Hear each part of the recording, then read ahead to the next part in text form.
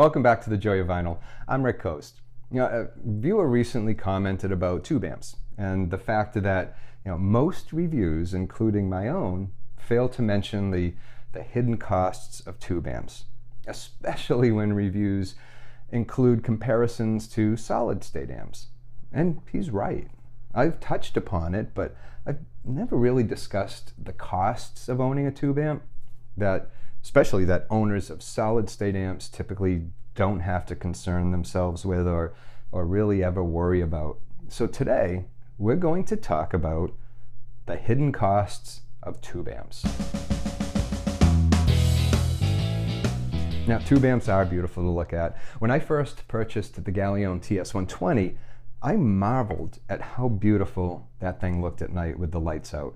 It was exactly what I expected the vacuum tubes to look like. It had a sort of steampunk aesthetic, or a throwback to earlier days of hi-fi audio equipment. I have an old AM radio that's driven by tubes, but they're hidden inside the radio's chassis. For me, part of the experience of owning a tube amp is the visual aspect as well. And what can I say? I have an old soul, really old soul. I'm old. I'd even produced a few audio drama shows and podcasts because of my love of those old radio shows like The Shadow or Inner Sanctum. So the allure of adding an all-tube solution to my audio setup was something that haunted me with pretty much every purchase until I finally pulled the trigger. My phono preamp is also tube-driven, the Tavish design that I reviewed a little while back. And I don't want any of this to sound as if I'm anti-solid state or that I feel solid state is inferior in any way. It's quite the opposite, in fact.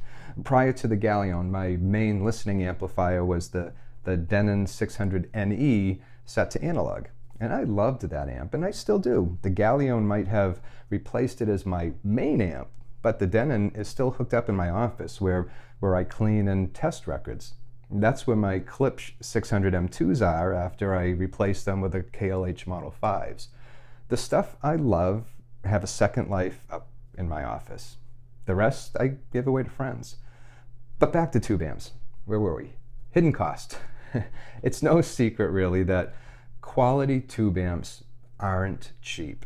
Right off the bat, you're spending over $1,000, oftentimes 2 to 4 times that, and even more in some cases.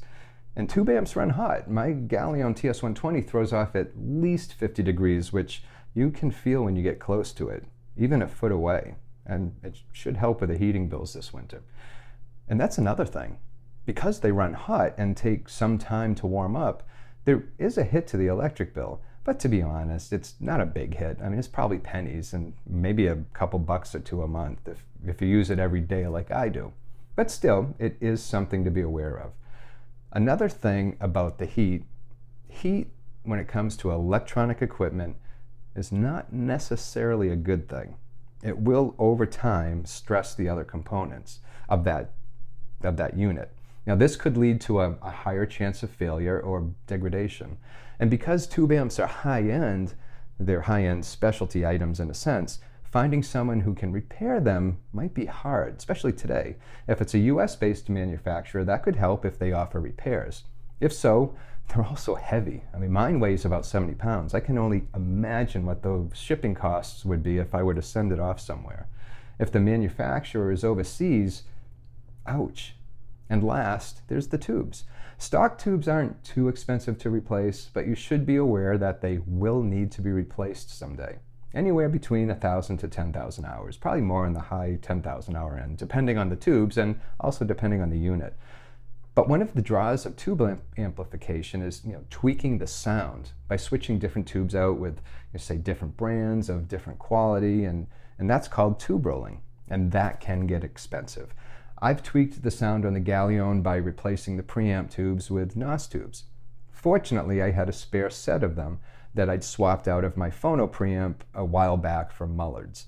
The Telefunkens that are in there now I bought a few weeks ago from Brent Jesse Recording, and I'd say that set me back a couple $100 just replacing 2 tubes. Now, great and trustworthy tube vendors, by the way, with a ton of knowledge and a great selection of NOS vacuum tubes, They're not easy to come by. But again, some of the prices might give you a heart attack or at least a bad case of I want. And that's because, like I said, they're rare and they're hard to come by. I haven't even thought about swapping the KT-88s on the Galleon, but I will one of these days, probably sooner than later. Well, I just told a lie. I have thought about it. I just haven't told my wife yet. So that's all things to be aware of, especially if you're considering taking the plunge into what I call the wonderful world of tube amplifiers. And it is a wonderful world for a lot of reasons. Now let me know what you think about all this and if it's helped at all. If you enjoy this channel, click subscribe. And as always, thank you for watching. And until next time, please take care of yourself and enjoy your records.